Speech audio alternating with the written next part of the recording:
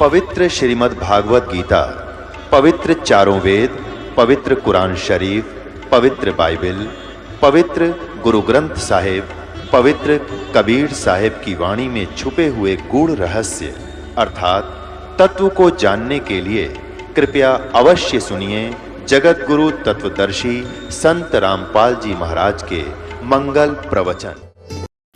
पुण्यात्मा, इस दास के ये वचन आपको सारे उठ पटांग से लगेंगे एक बार तो, लेकिन धैर्य से सुनते रहना। प्रमाण देखोगे गदगद हो जाओगे, दांतों तो उंगली दबाओगे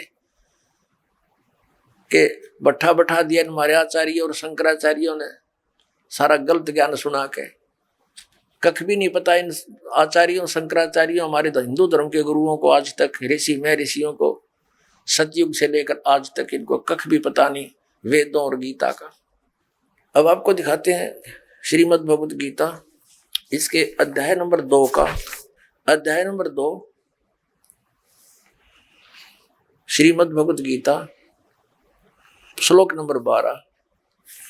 न तो ऐसा ही है कि मैं किसी काल में नहीं था, अथवा तू नहीं था, अथवा ये राजा लोग नहीं थे, और न ऐसा ही है कि इससे आगे हम सब नहीं रहेंगे। ये देखिएगा अध्याय नंबर 4 के, ये है गीता अध्याय नंबर 4 और श्लोक नंबर ये 5 है। यहां से इसका अनुवाद इन्होंने यहां किया है। हे परंतम अर्जुन, मेरे और तेरे बहुत से जन्म हो चुके हैं, उन सबको तू नहीं जानता, मैं जानता हूं। फिर यहां 9वें में क्या कहा कि ये 9वां श्लोक है 4थे अध्याय का। हे अर्जुन, मेरे जन्म और कर्म दिव्य अर्थात अलौकिक है। अब यहां क्या बताया है अध्याय नंबर 2 के,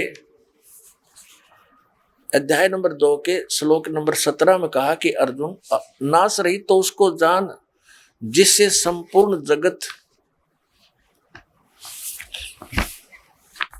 व्याप्त है। इस अविनाशी का विनाश करने में कोई भी समर्थ नहीं है। यानी गीता ज्ञान दाता से अन्य है कोई जो वास्तव में अविनाशी है। गीता जी अध्याय नंबर 15 के श्लोक नंबर 1 से 4 और 16-17 में इन 3 प्रभुओं की जानकारी, 3 पुरुषों की। अब पहले आपको अध्याय नंबर 10 का श्लोक नंबर 2 दिखाते हैं। ये देखिएगा अध्याय 10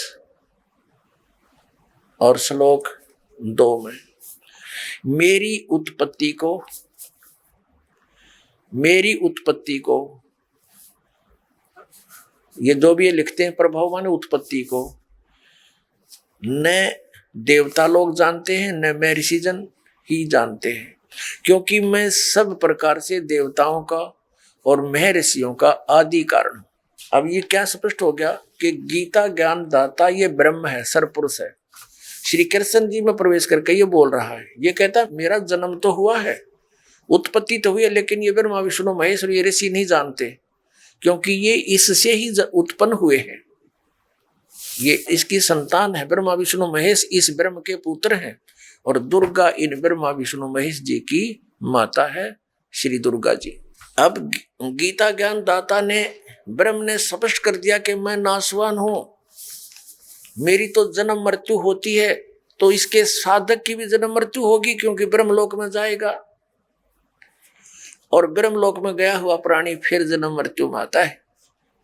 श्रीमद् भगवत गीता अध्याय नंबर 15 के श्लोक नंबर 1 से 4 और 16-17 में 3 पुरुष बताए हैं।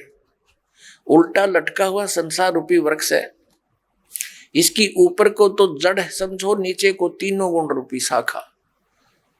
अब गीता ज्ञान दाता ने केवल इतनी ही संकेत किया है, ऊपर को जड़ है संसार रूपी वृक्ष की, और नीचे को 3 गुण रूपी शाखा है। बस शेष के लिए बता दिया कि वो तत्वदर्शी संत बताएगा गीता जी अध्याय नंबर 4 के श्लोक नंबर 34 में, जिसके विषय में कहा है। और फिर उसकी पहचान बताई है गीता जी अध्याय नंबर 15 के श्लोक नंबर 1 में, कि इस उल्टे लटके हुए संसार रूपी वृक्ष को के सभी विभागों को जो जानता है स वेदवित, वो तत्वदर्शी संत है। ये देखिएगा 15वां अध्याय है श्रीमद् भगवत गीता का और प्रथम श्लोक है। इसमें लिखा है कि ऊर्ध्व मूलम, ऊपर को मूल, अधः शाखम, नीचे को शाखा, अश्वत्थम प्राहु अव्यम, ये संसार रूपी पीपल का वृक्ष अविनाशी कहा है। छंदासी यस्य पर्णानि, इसके पत्ते आदि शाखा आदि सभी इसके छंद हैं, विभाग हैं।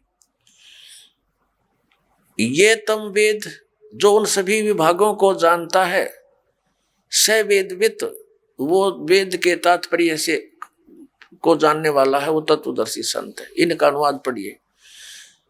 आदि पुरुष परमेश्वर रूप मूल वाले, यानी संसार रूपी वृक्ष। पहले आप जी ये देखेंगे, ये संसार रूपी वृक्ष है। ऊर्ध्व मूलम, ऊपर को तो जड़ है, शाखा नहीं, जड़, और नीचे को ये शाखा है। ये एक संसार रूपी वृक्ष है, ये एक संसार रूपी वृक्ष जानो। अब ऊर्ध्व मूलम अधः शाखम, और जो संत इसके सभी विभागों को बता देगा वह तत्वदर्शी संत है। परमेश्वर ने 600 वर्ष पहले बताया था। अब समझो ये पेड़ है जो पृथ्वी से बाहर नजर आता है, इसको पेड़ बोलते हैं। तो परमात्मा कबीर जी स्वयं तत्वदर्शी संत की भूमिका करने आते हैं, सहशरीर आते हैं, जैसा कि वेदों में प्रमाण है। वो अपना ज्ञान उपदेश करते हैं। कबीर अक्षर पुरुष एक पेड़ है, निरंजन यानी सरपुरुष वा की डार, और तीनों देवा शाखा हैं, ये पात रूप संसार, और जड़ें गुप्त हैं, वो प्रोक्ष है। ये देखिएगा। अब यहाँ क्या बताया, अक्षर पुरुष एक पेड़ है, ये तो समझो अक्षर पुरुष तना तो इस संसार रूपी वृक्ष का, इससे मोटी डार निकलती है, उनमें से एक मोटी डार ये सरपुरुष है, ये अक्षर पुरुष है, इसको परब्रह्म भी बोलते हैं, ये अक्षर पुरुष है इतना। और इससे ये डार निकली मोटी, ये सरपुरुष, ये ब्रह्म समझो, सरपुरुष ब्रह्म ज्योति निरंजन। और इसके ये 3 पुत्र हैं, रजगुण ब्रह्मा जी, सतगुण विष्णु जी, तमगुण शिव जी, और पात रूप संसार। अब ये गुप्त है, ये परमात्मा स्वयं है। अब हम पढ़ेंगे श्रीमद् भगवत गीता अध्याय नंबर 15 के श्लोक नंबर 1 से 4 और 16, 17, इनमें कंसेप्ट क्लियर होगा। देखिएगा, ये 15वां अध्याय, ये आपने पढ़ लिया। प्रथम मंत्र, प्रथम श्लोक, ऊर्ध्व मूलम, जड़ तो ऊपर को, नीचे न शाखा। ये संसार रूपी पीपल का वृक्ष, अविनाशी वृक्ष समझो। छंदासी यस्य पर्णानि, यानी जड़ें, शाखा, पत्ते आदि इसके विभाग हैं। और ये तम वेद, जो उसको जानता है, स वेदवित।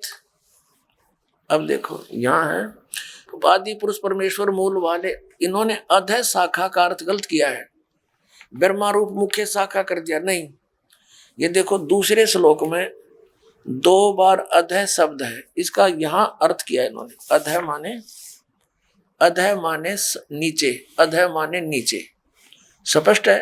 अधः माने नीचे, अधः माने नीचे, तो यहाँ भी अधः ही लिखना था। ये इनको ज्ञान नहीं था, इसलिए विचलित हो जाते थे। ऊर्ध्व मूलम अधः शाखम, ऊपर ने जड़ और नीचे को शाखा वाला। ये संसार रूपी पीपल के वृक्ष को अविनाशी कहते हैं। वेद जिसके पत्ते कहे गए हैं, उस संसार वृक्ष को जो पुरुष, जो व्यक्ति मूल सही तत्व से जानता है, जड़ से लेकर सभी भागों को तत्व से जानता है, सही जानता है, स वेदवित, वह वेद के तात्पर्य को जानने वाला है, अर्थात वो तत्वदर्शी संत है। जिसके विषय में चौथे अध्याय के 34वें श्लोक में कहा कि तत्वदर्शी संत के पास जाकर परमात्म तत्व के ज्ञान को समझ, उसके बाद जो वो कहे उस तरह करने से फिर वो प्राणी कभी लौट कर संसार में नहीं आते, उनकी जन्म मृत्यु सदा के लिए समाप्त हो जाती है। 15वें अध्याय के 1 से लेकर 4 तक का ये सारांश है। आगे क्या बताया है कि ये शाखा कौन है, रजगुण ब्रह्मा, सतगुण विष्णु, तमगुण शिव जी। देखिएगा, ये 15वां अध्याय हम पढ़ रहे हैं, हमने 1 श्लोक क्लियर कर लिया। अब दूसरा, इसमें लिखा है कि उस संसार वृक्ष की तीनों गुण रूप, तीनों गुण रूप, ये शाखा विषय पर वाला, विषय विकारों वाली, ये तो देव मनुष्य रखिए तीनों नाप लिखा है, ये शाखा है। अधः माने नीचे, ऊर्ध्व माने ऊपर फैली हुई है।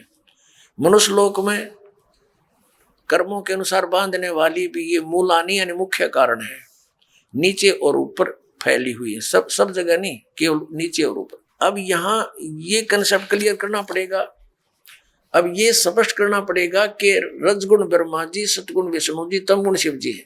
इसके लिए देखिएगा मार्कंडेय पुराण, ये मार्कंडेय पुराण, और ये कहाँ से प्रकाशित है? गीता प्रेस गोरखपुर से। प्रकाशक मुद्रक हैं गीता प्रेस गोरखपुर, गोविंद भवन कार्यालय कोलकाता का संस्थान। संक्षिप्त मार्कंडेय पुराण पृष्ठ 122 से हम प्रारंभ करेंगे। यहां लिखा है कि मार्कंडेय जी बोले, मार्कंडेय जी ज्ञान दे रहे हैं। अब हम 123 पर आ जाते हैं, 123 पर यहां आ गया। रजोगुण प्रधान ब्रह्मा, तमोगुण प्रधान रुद्र और सतो प्रधान विश्व पालक विष्णु है। यही तीन देवता है और यही तीन गुण है। अपने आत्माओं, ये हमारे धर्म गुरु आचार्य शंकराचार्य मंडलेश्वर, इनमें से कुछ एक तो ठीक बताते हैं। जैसे इनसे कोई प्रश्न करता है कि क्या रजगुण ब्रह्मा, सतगुण विष्णु, तमगुण शिव जी हैं, जो बिल्कुल निष्पक्ष हैं, वो तो सही कह देते हैं कि हाँ बिल्कुल शास्त्रों में ऐसा ही लिखा है। और जो चतुरता दिखाते हैं, अपनी अज्ञानता का प्रतीक देते हैं, वो कहते हैं नहीं, ब्रह्मा विष्णु महेश कोई जड़ थोड़े ही है, और गुण तो जड़ है, लेकिन ये गुणी है, गुण नहीं है, गुणातीत है। बता अकल है इनमें। जैसे मिर्च है और मिर्च का गुण है मुंह जलाना। अब कोई न्यू कहे क्या मिर्च जो है मुंह जलाती है, वो कहे नहीं नहीं, मिर्च मुंह थोड़ा जलाती है, वो तो गुणी है, वो गुणों से रहित है। और मिर्च में गुण तो वही है, मुंह फूकने वाला। तो ऐसे ही ये चतुरता दिखाते हैं, क्योंकि इनका उद्देश्य ही जनता को भ्रमित करके अपना उल्लू सीधा रखना है। इनको जनता से कोई लेना देना नहीं, ऐसे व्यक्तियों को। लेकिन कुछ अच्छे भी हैं जो सच्चाई भी बताते हैं कि शास्त्रों में ऐसा ही लिखा है, और शास्त्र आपके रूबरू और कराते हैं। ये देखिएगा श्रीमद् देवी भागवत हिंदी टीका सहित भाग 1, इसमें संस्कृत भी साथ में है। देवी भागवतम सभाष टीकम सहमात्यम, खेमरा श्री कृष्ण दास प्रकाशन मुंबई। अब इसके तीसरे स्कंद पर हम आगे हैं। अथ श्रीमद् देवी भागवते भाषा टीका युक्ते तृतीय स्कंद प्रारंभते। इसके तीसरे स्कंद के 11वें पृष्ठ पर हम पढ़ेंगे। ये 11वां पृष्ठ है, ये 5वां अध्याय है, इसका 8वां श्लोक है।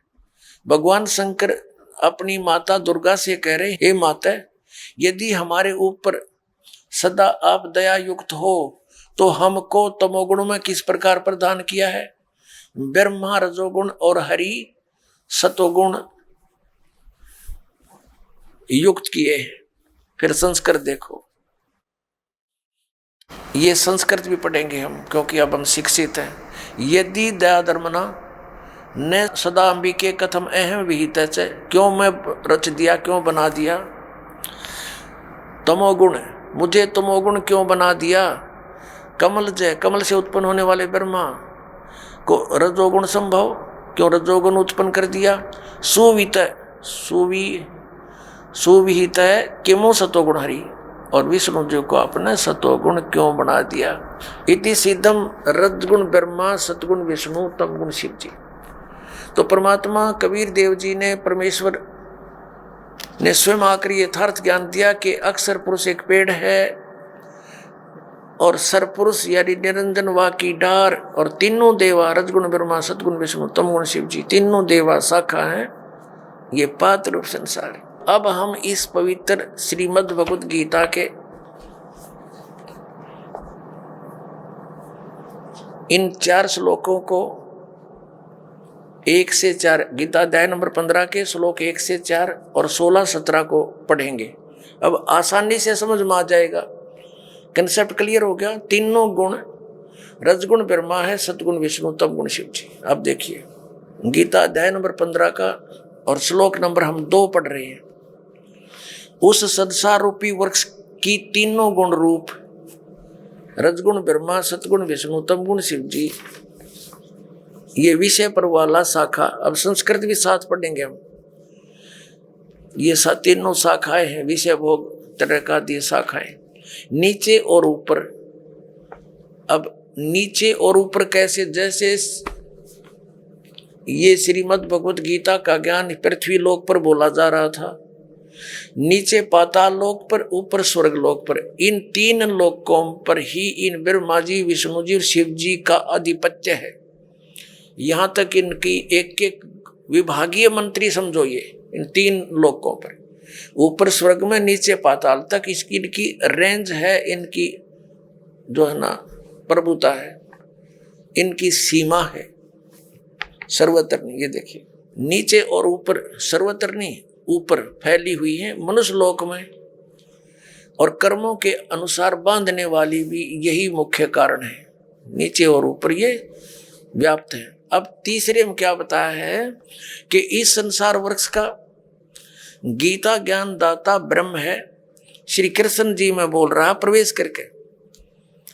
और ये क्या बताता है कि संसार रूपी वृक्ष की जो मैं जानकारी इस अध्यात्म ज्ञान में दे रहा हूं, गीता जी के डिस्कशन में, तेरी मेरी चर्चा में मैं कंप्लीट नहीं बता पाऊंगा, क्योंकि मुझे इसका पूर्ण ज्ञान नहीं है। देखना अध्याय नंबर 15 का श्लोक 3 पढ़ रहे हैं। इस संसार वृक्ष का स्वरूप जैसा कहा है वैसा यहां विचार काल में, तेरे मेरी चर्चा में, गीता जी के डिस्कशन में नहीं पाया जाता। यानी मैं नहीं जानता इस पूरे संसार के आदि और अंत को, संसार रूपी वृक्ष के यानी सब ब्रह्मांडों के बारे में नहीं कंप्लीट जानता, क्योंकि न तो इसका आदि और न अंत, और तथा न इसकी अच्छी प्रकार से स्थिति है। इसलिए इस सुविरुद्ध मूलम यानी जड़ जो है वो परमात्मा है, वो अविनाशी है, उसका लोक भी अविनाशी है। अति दृढ़ मूल वाले यानी इस अविनाशी मूल वाले संसार रूपी पीपल के वृक्ष को, दृढ़ेन माने दृढ़, असंग शस्त्रेण का अर्थ इन्होंने कर दिया वैराग रूप शस्त्र द्वारा नहीं, तत्व ज्ञान रूपी शस्त्र द्वारा काट कर यानी अच्छी तरह समझ कर। अब चौथे में क्या कहा है, 15वें अध्याय का 4था श्लोक।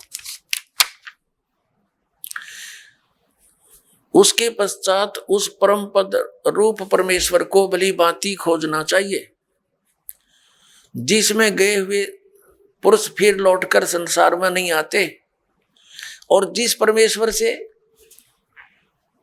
इस पुरातन संसार रूपी वृक्ष की प्रवृत्ति विस्तार को प्राप्त हुई है, उसी आदि पुरुष नारायण यानी परम अक्षर ब्रह्म की शरण में मैं हूं।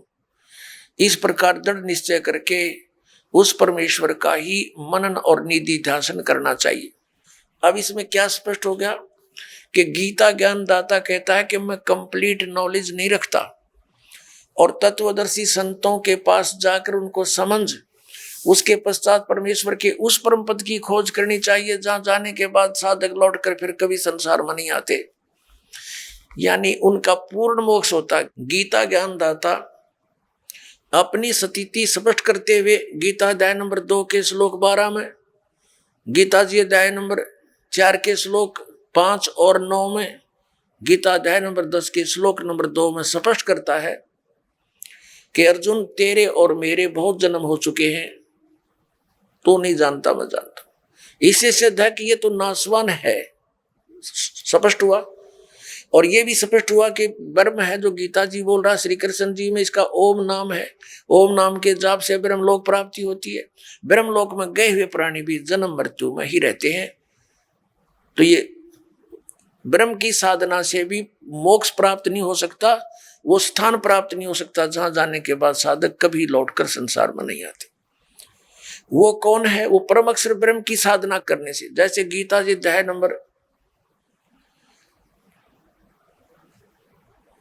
नंबर 4 के श्लोक नंबर 25 से लेकर 30 तक गीता ज्ञानदाता ने कहा है कोई तो देवताओं की पूजा करता है, कोई केवल तीक्ष्ण व्रत रखता है, जैसे इन अहिंसावादी व्रत रखता है, जैसे मुंह पर पट्टी बांध कर नंगे पैरों घूमना, और कुछ स्वाध्याय ही करते हैं, जैसे गीता जी का नित्य पाठ कर लेना, वेदों का अध्ययन करते रहना। कोई प्राणायाम करता है, कोई केवल हवन यज्ञ ही करते हैं, और सभी अपनी साधनाओं को पाप नाशक जानते हैं। यदि उनको ये पता चल जाए कि ये पाप नाशक नहीं है तो सब कोई ना करे उनको।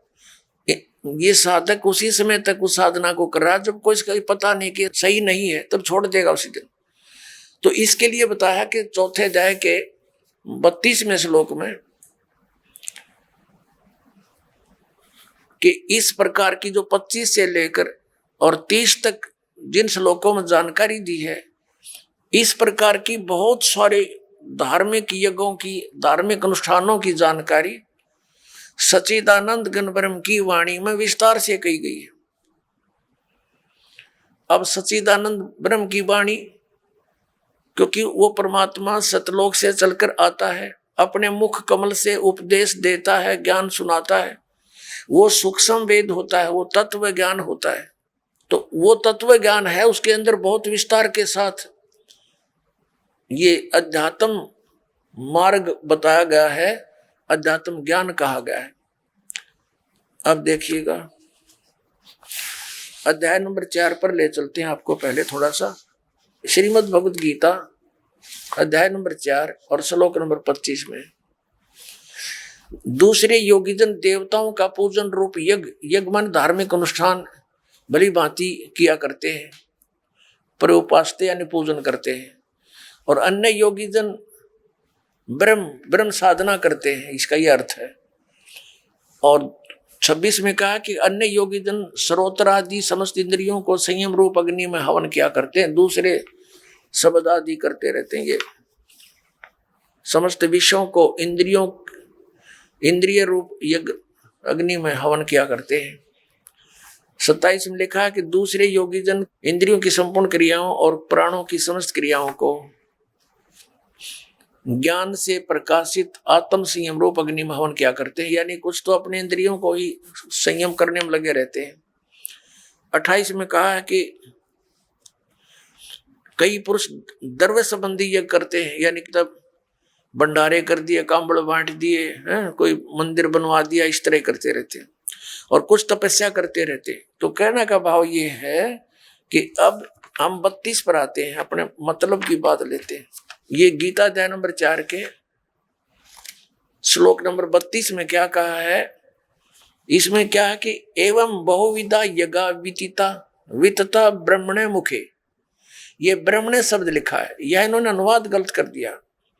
कर्मजान विदितान सर्वान एवं ज्ञातवा विमोक्ष से। इस प्रकार और भी बहुत तरह के यज्ञ माने धार्मिक अनुष्ठान ब्रह्मणे मुखे, इन्होंने वेद की वाणी में कर दिया, ये गलत कर दिया। यहां देखिएगा अध्याय नंबर 17 के और श्लोक नंबर 23 में यही ब्रह्मणे शब्द है इसके अंदर।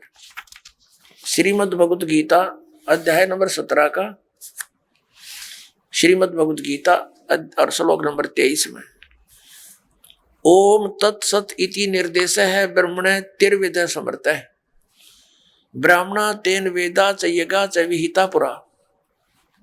इसका अनुवाद इन्होंने क्या कि ओम तत् तत् सत सत, ओम तत्सत ऐसे ही है। 3 प्रकार का ब्रह्मणे माने सच्चिदानंद घन ब्रह्म का नाम कहा है। ब्रह्मणे का अर्थ सच्चिदानंद घन ब्रह्म समझो। अब यहां आ जाते हम फिर गीता जी के चौथे अध्याय के हम फिर 32वें श्लोक में आते हैं।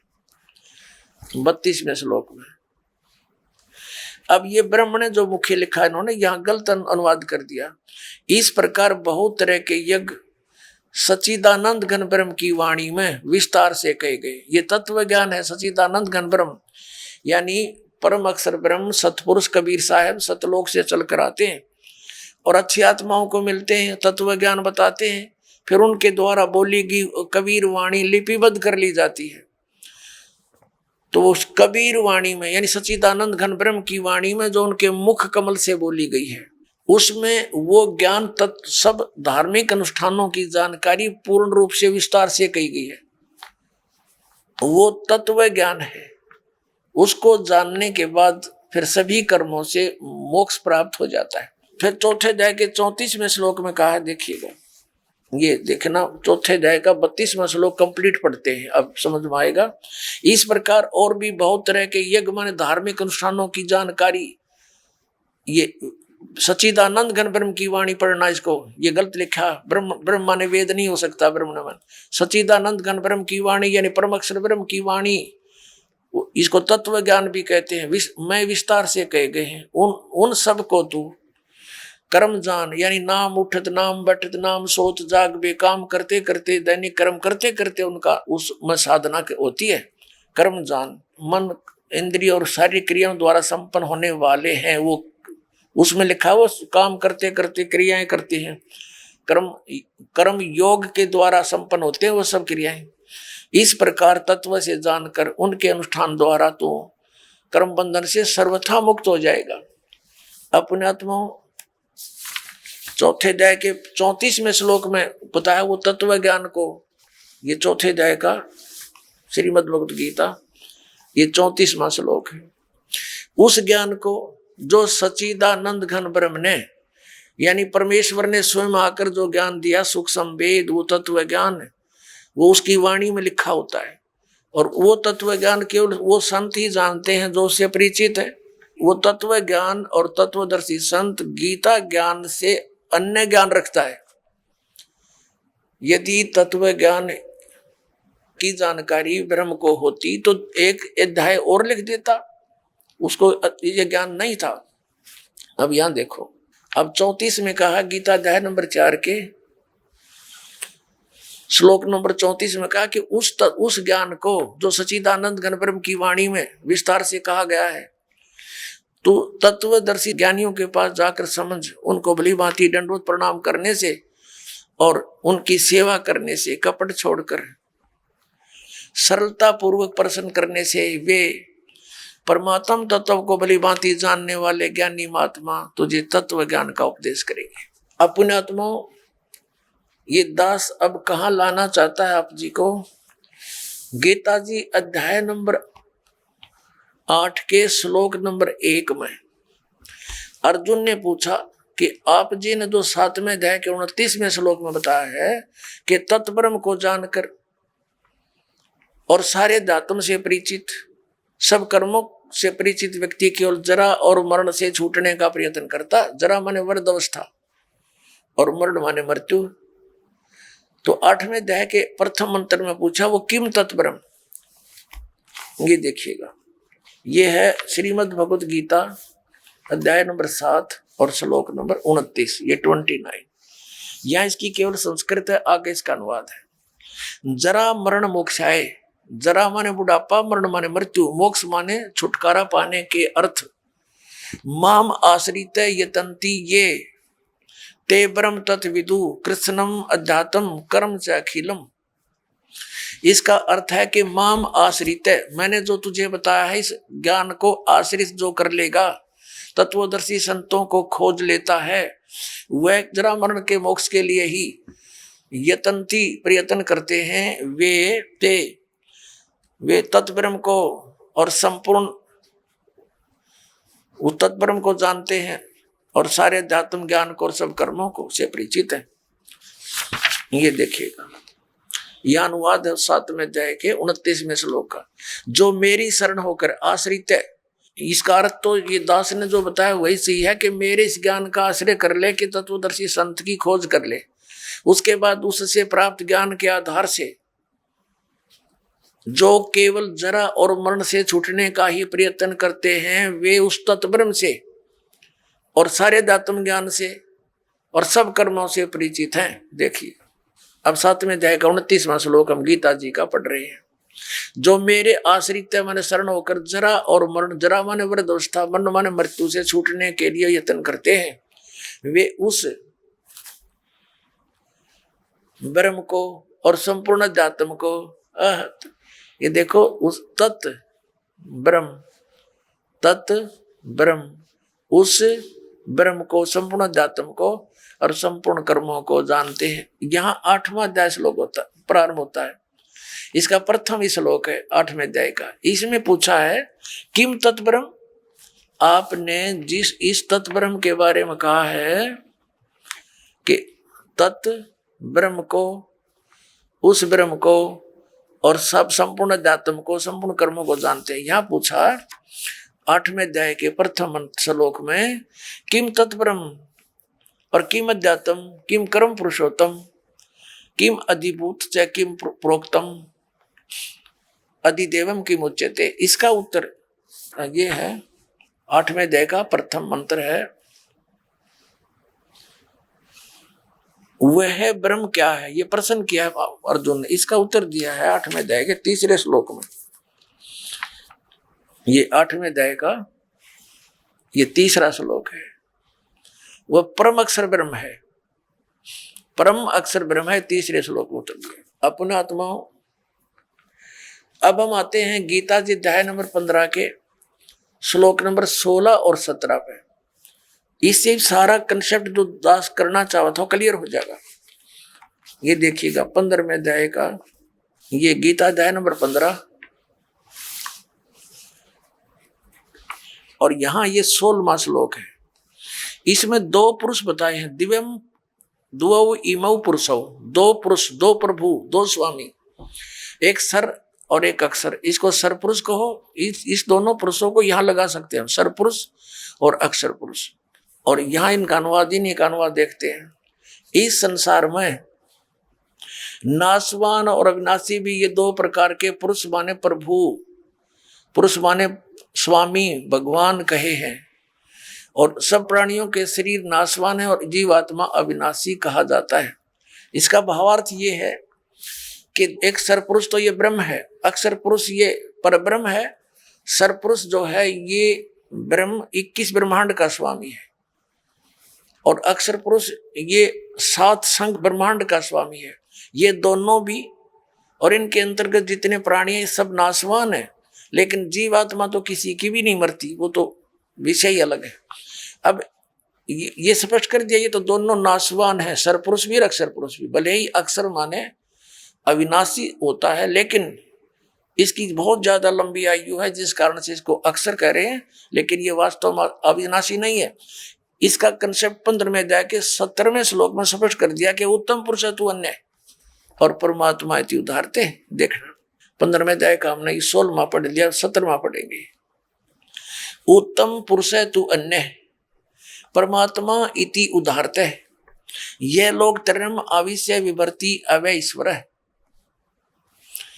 उत्तम पुरुष यानी श्रेष्ठ परमात्मा तो इन दोनों से कोई अलग है। 2 पुरुष 16वें में कहे उनसे अन्य है, और जो तीनों लोकों में प्रवेश करके सबका धारण पोषण करता है। अविनाशी परमेश्वर परमात्मा इस प्रकार कहा गया है। अपने आत्माओं, अभी आपने उल्टा लटका हुआ संसार रूपी वृक्ष देखा, ये देखिएगा, ये उल्टा लटका हुआ संसार रूपी वृक्ष है, और इसके ऊपर न जड़ नीचे को 3 गुण रूपी शाखा है। तो जड़ से ही पूरे वृक्ष को आहार मिलता है। तीनों लोकों में प्रवेश करके सबका धारण पोषण ये मूल रूपी परमात्मा परम अक्षर ब्रह्म ही सब संसार का धारण पोषण करता है। ये संसार रूपी वृक्ष है। संसार रूपी वृक्ष की जो मूल है परम अक्षर ब्रह्म, ये देखो श्रीमद् भगवत गीता अध्याय नंबर हम 15 का और श्लोक नंबर हम ये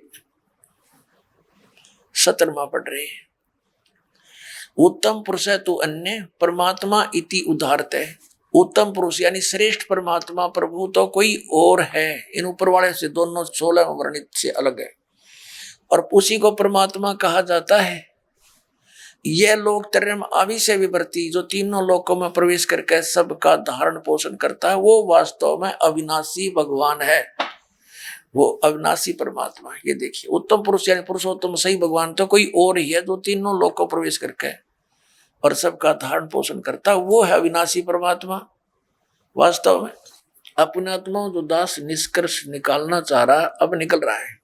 अब जो प्रसंग चला था कि विष्णु जी तो कह रहे हैं मैं दुर्गा से ऊपर किसी को नहीं मानता, मेरे आध्यात्मिक ज्ञान के जितना मुझे है, मेरे ज्ञान में दुर्गा से ऊपर कोई भगवान नहीं। और विष्णु जी कह रहे मैं दुर्गा की भक्ति करता रहता हूं। और हमारे आचार्य शंकराचार्य कहते हैं ये अपने स्वरूप की भक्ति करते हैं, ये किसी की भक्ति नहीं करते। कोई कह कुछ राम की भक्ति करता है, राम श्री शंकर की करता है। ये इनकी दंत कथा लोकवेद था। अब दुर्गा जी ने स्पष्ट कर दिया, वो कहती है ब्रह्म की पूजा करो, मेरी पूजा भी छोड़ दो। उसका ओम नाम है, ओम नाम के जाप से ब्रह्म लोक प्राप्ति होगी। गीता जी ने स्पष्ट कर दिया कि गीता ज्ञानदाता ब्रह्म है, उसका एक ओम अक्षर है, उसकी साधना करने वाला ब्रह्मलोक में जाता है। ब्रह्मलोक में गए हुए प्राणी फिर जन्म मृत्यु में आते हैं, ये सथाई मोक्ष नहीं। अब गीता ज्ञानदाता 18वें अध्याय के 62वें श्लोक में और गीता अध्याय नंबर 15 के 1 से 4 में और 18वें अध्याय के 62 और 66 में, इन श्लोकों में ये स्पष्ट कर रहा कि उस परमेश्वर की भक्ति करनी चाहिए, उस परम अक्षर ब्रह्म की, जो 8वें अध्याय के 3रे श्लोक में जिसके विषय में कहा है, उसकी भक्ति करनी चाहिए। उसकी साधना करने से प्राणी कभी लौटकर संसार में नहीं आता, परमेश्वर के उस परम पद की प्राप्ति हो जाती है। और गीता जी अध्याय नंबर 18 के श्लोक नंबर 62 में कहा कि तू सर्वभाव से उस परमेश्वर की शरण में जा, उसकी कृपा से तू परम शांति को और सनातन परम धाम को प्राप्त होगा, यानी फिर कभी जन्म मृत्यु नहीं होगी। अपनी इसने स्पष्ट कर दी, तेरी और मेरी जन्म मृत्यु सदा बनी रहेगी। अपने आत्मा आज सुबह भी यही विषय रहा था, लेकिन जब तक ये ग्रंथ रूबरू नहीं हो जाते तब तक हमें विश्वास नहीं होता, क्योंकि हम दूध के जले हुए और छाछ को भी फूंक मार कर पीते हैं। तो दास चाहता कि आपको इतना दृढ़ कर दूं कि आप सदग्रंथों को देखकर बिल्कुल पक्के हो जाओ और फिर त्याग दोगे उन नकली गुरुओं, आचार्यों और शंकराचार्यों को, और अपना कल्याण कराओगे। अब देखिएगा, श्रीमद् भगवत गीता अध्याय नंबर 8 के श्लोक नंबर 3 में स्पष्ट हो गया कि वो परम अक्षर ब्रह्म है। श्रीमद् भगवत गीता अध्याय नंबर 15 के श्लोक नंबर 1 से 4 और 16-17 में स्पष्ट हो गया, अक्षर पुरुष उसका तना है, सरपुरुष डार है, तीनों गुण रजगुण ब्रह्मा सतगुण विष्णु तम गुण शिव जी, ये संसार रूपी वृक्ष की शाखा है। और ये भी स्पष्ट हो गया कि सबका धारण पोषण करने वाला और वास्तव में अविनाशी परमात्मा परम अक्षर पुरुष है, परम अक्षर ब्रह्म है। अब गीता अध्याय नंबर 8 के श्लोक नंबर 5 में और 7 में गीता ज्ञानदाता अपनी साधना के लिए कहता मेरी भक्ति कर। उसके लिए मंत्र इसने बता दिया 8वें अध्याय के 13वें श्लोक में कि मेरा एक ओम अक्षर है, नथिंग एल्स, और मेरी भक्ति करनी है तो ओम अक्षर है, तो मुझे प्राप्त होगा, लेकिन युद्ध करना पड़ेगा। और परम अक्षर ब्रह्म की शरण में जाना है, उसकी भक्ति करनी है, तो उसका मंत्र बता दिया 17वें अध्याय के 23वें श्लोक में, ओम तत्सत इति निर्देश है ब्रह्मण त्रिविध समर्थ है। ब्रह्मण माने उस परम अक्षर ब्रह्म के पाने की उसकी भक्ति का केवल ओम तत्सत इन 3 मंत्र के जाप का सिमरण करने का, 3 प्रकार से सिमरण करने का आदेश है, निर्देश। निर्देश माने फाइनल फैसला, नथिंग एल्स। तो उसकी साधना करने से तो वो 8वें अध्याय के 8, 9, 10 श्लोक में कहा कि उसकी भक्ति करेगा तो उस परमात्मा को, परम अक्षर ब्रह्म को प्राप्त होगा। उसकी साधना करने से वहां प्राणी चला जाता, जहां जाने के बाद फिर लौटकर संसार में नहीं आते। और ये हमारे अज्ञानी आचार्य शंकराचार्य, तत्व ज्ञानहीन प्राणी, मंडलेश्वर, ये कहते हैं हमारे धर्मगुरु के श्री कृष्ण जी अपने बारे में कह रहे हैं। हर इसमें कंसेप्ट क्लियर कर रखा है, 2 परमात्मा नारे नारे, 3 बोले हैं, 3 बताए हैं, लेकिन 2 का ही अधिक रोल है, क्योंकि हम सरपुरुष के लोक में रहते हैं और परम अक्षर ब्रह्म के लोक में हमने जाना है। उसकी साधना है, लेकिन बीच में एक थोड़ा सा इंटरफेरेंस है इसकी, अक्षर पुरुष के, इसके 7 संग ब्रह्मंडों से हमने पार कर होना है। उसके लिए इसका ये ओम तो ये सीधा ही मंत्र है ब्रह्म का, तत् ये सांकेतिक है अक्षर पुरुष का, और सत भी सांकेतिक और परम अक्षर पुरुष परम अक्षर ब्रह्म का। तो इन 3 मंत्रों के साधना से हम यहाँ से पूर्ण मोक्ष प्राप्त करके उस लोक में चले जाएंगे, जहां जाने के बाद साधक फिर कभी लौट कर नहीं आता। तो ये इस पूरी श्रीमद् भगवत गीता का निष्कर्ष आपके सामने। आप थोड़ा संकेत दिखा और देता, देखिएगा। श्रीमद् भगवत गीता अध्याय नंबर 8 के गीता अध्याय नंबर 8 का हमने यहां तक पढ़ लिया था कि वह परम अक्षर ब्रह्म है। ये तीसरे श्लोक में वह परम अक्षर ब्रह्म है जो गीता ज्ञान दाता से अन्य है। और यहां गीता ज्ञान दाता कहता है 8वें अध्याय के और ये 5वें श्लोक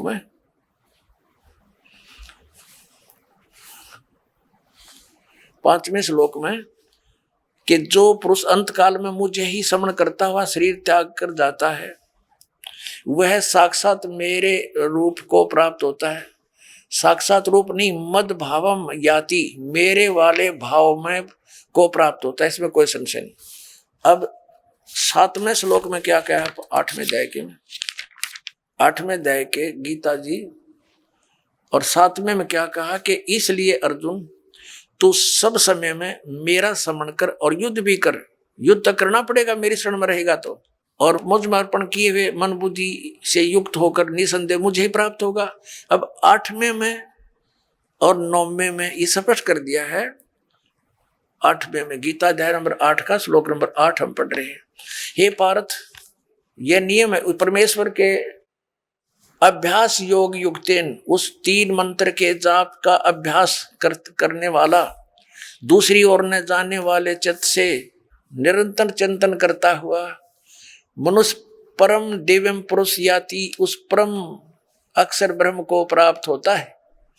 परम प्रकाश रूप दिव्य पुरुष को अर्थात परमेश्वर को ही प्राप्त होता है, जो गीता ज्ञान दाता से अन्य है। ये अब 9वें में यह कंसेप्ट भी क्लियर किया है कव्यम। अब यहाँ इसको नहीं छेड़ेंगे, हम स्पष्ट यही पढ़ेंगे। जो पुरुष सर्वज्ञ अनादि सबके नियंता यानी सबका मालिक, सूक्ष्म से अति सूक्ष्म सबका धारण पोषण करने वाला, अचिंत रूप, सूर्य के सदृश नित्य चेतन प्रकाश रूप यानी सूर्य की तरह तेजों में शरीर युक्त साकार, स्पष्ट है इसमें, अविद्या से अति परे सच्चिदानंद घन परमेश्वर का स्मरण करता है, उस परम अक्षर ब्रह्म का स्मरण करता है। अब 9वां आपने पढ़ दिया, 8वें अध्याय का अब 10वां पढ़ते हैं।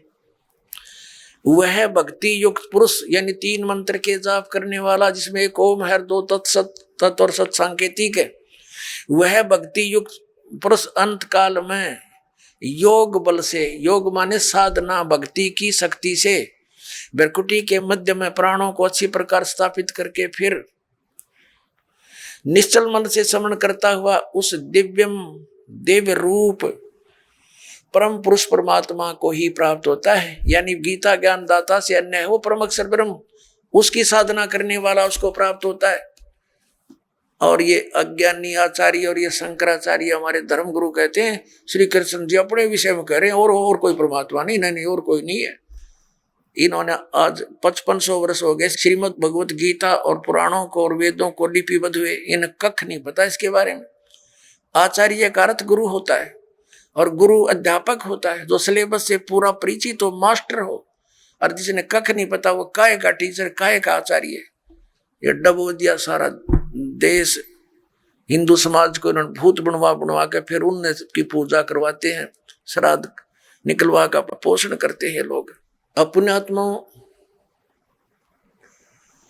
ये तो कंसेप्ट क्लियर हुआ कि श्रीमद् भगवत गीता अध्याय नंबर 18 के श्लोक नंबर 62 में और 66 में गीता ज्ञान दाता ब्रह्म है, सरपुरुष है, अपने से अन्य उस परम अक्षर ब्रह्म की शरण में जाने को कहता है।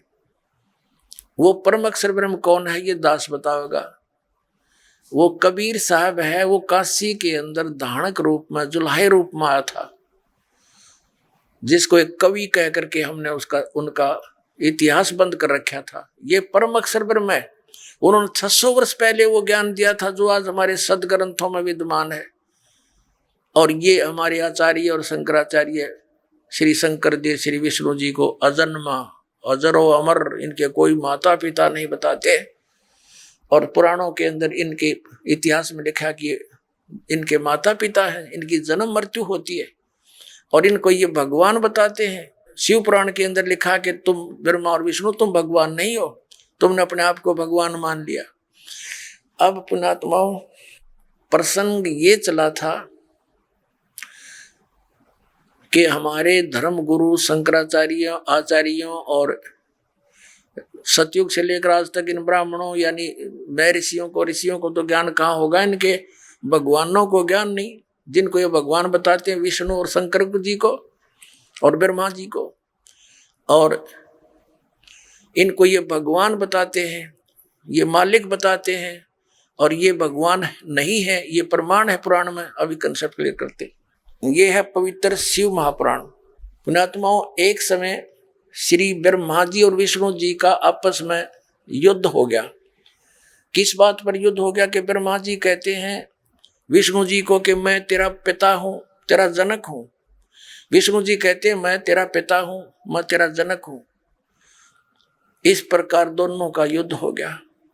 इनके दोनों के युद्ध को समाप्त कराने के लिए ऊपर से इनके पिता ने, इस ब्रह्म ने, सरपुरुष ने इनके बीच में एक सतम खड़ा कर दिया, लिंग, बहुत बड़ा पिलर तेजों में।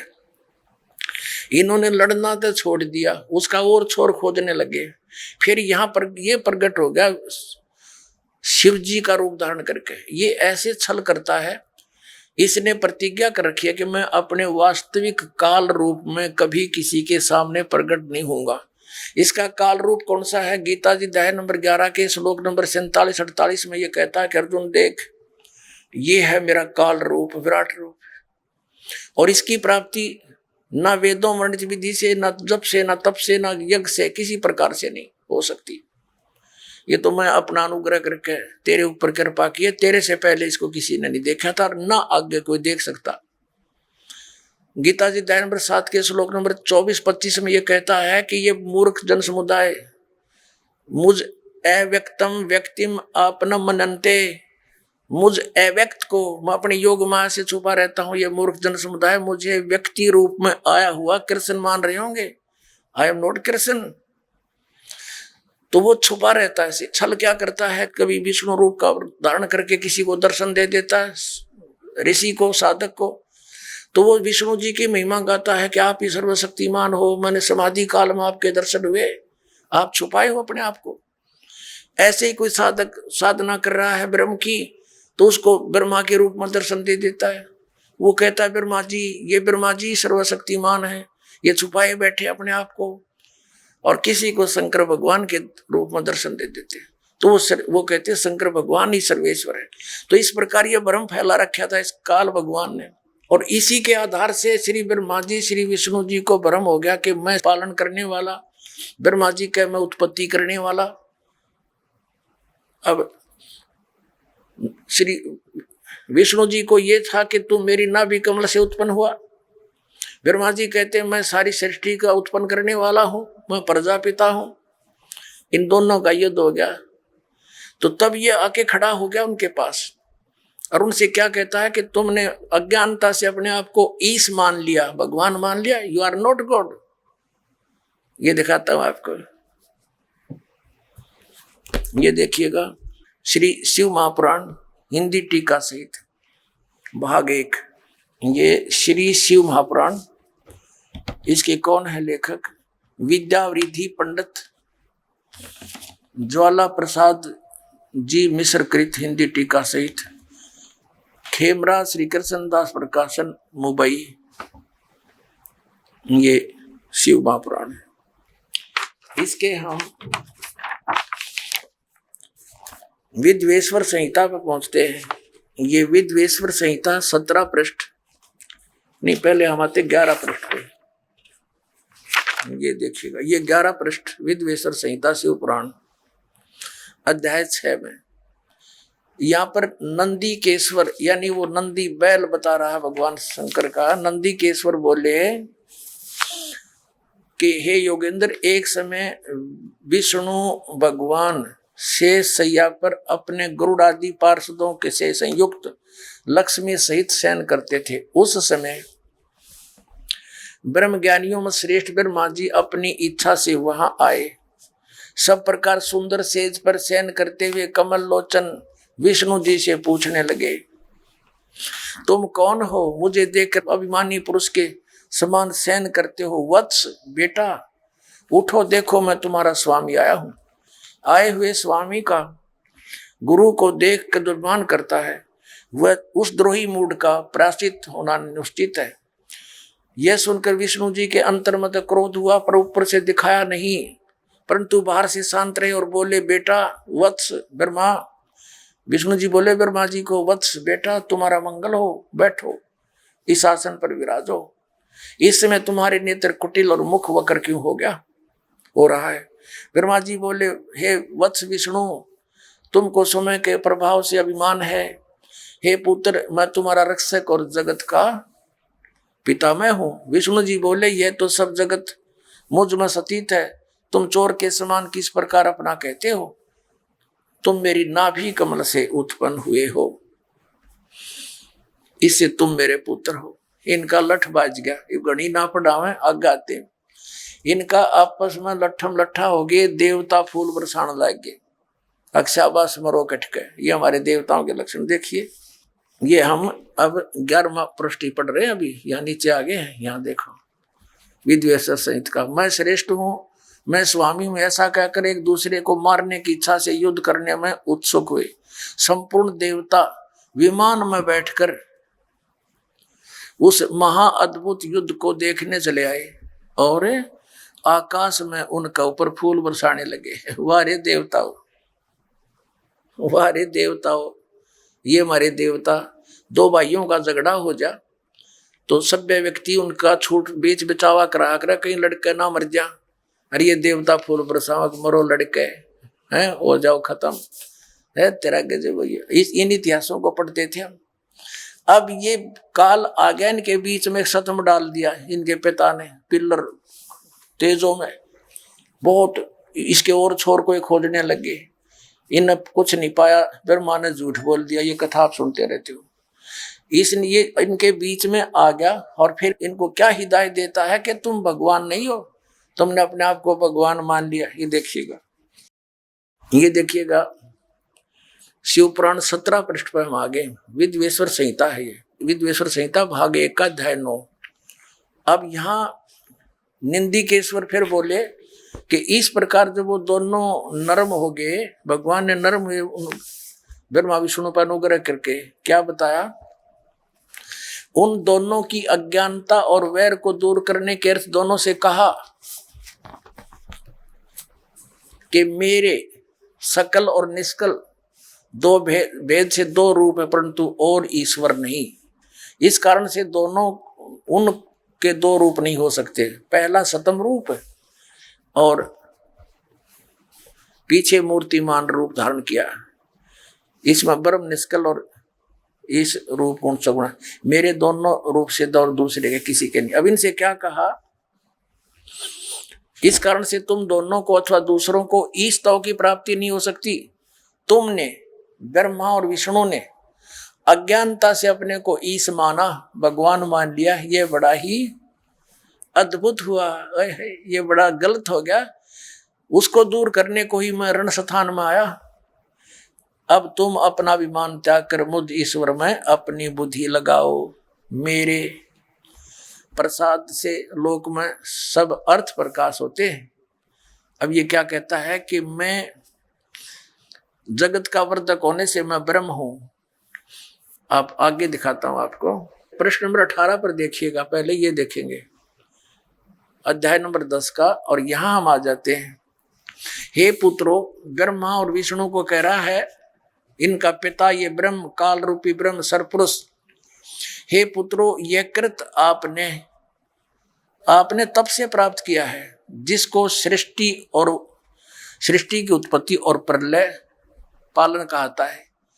विष्णु और ब्रह्मा जी को इनका पिता ये काल कह रहा है कि तुमने ये कृत आपने तप से प्राप्त किए हैं, जो कि सृष्टि की उत्पत्ति और पालन का आता है, जो मैंने प्रसन्न होकर तुम्हें दिया। इसी प्रकार दूसरे 2 कृत रुद्र और महेश को प्रदान किए, परंतु अनुग्रह कृत कोई भी पाने को समर्थ नहीं है।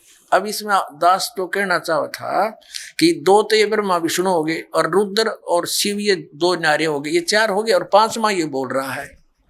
ये 5वां जो बोल रहा है ये इनका पिता है, ये सरपुरुष है, और वहां ये शिव रूप में खड़ा हो गया इनके पास आकर। ये ऐसे ही धोखे से काम करता है, अपनी वास्तविकता से परिचित नहीं होने देता। ब्रह्मा और विष्णु ने शंकर भगवान मान लिया। अब आगे देखना ये क्या कहता है।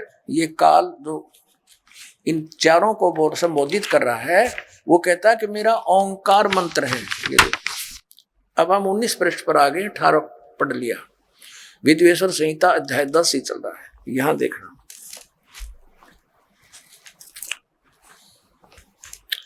यहां इस कारण उस ज्ञान की सिद्धि के निमित्त ओंकार नामक मंत्र जप करो, अभिमान को दूर करने वाला है, सोई निज मंत्र उपदेश करते हैं। यह ओंकार मेरे मुख से उत्पन्न होने से मेरे ही रूप का बोधक है, महामंगल करने वाला है। यह वाचक है, मैं वाच्य हूं। यह मंत्र मेरा आत्मा है, उसके स्मरण से मेरा स्मरण होता है। उत्तर के मुख से अकार, पश्चिम के मुख से उकार, दक्षिण के मुख से मकार, पूर्व के मुख से बिंदु, मध्य के मुख से नाद उत्पन्न हुआ। इस प्रकार 5 प्रकार से ये निर्गत हुआ। वह सब एक होकर ओम ऐसा एक अक्षर हो जाता है। यह सब नाम रूपात्मक। अब कहने का भाव ये है कि ये ओम एक अक्षर इस ब्रह्मा विष्णु महेश के पिता का है। ये हो गया स्पष्ट।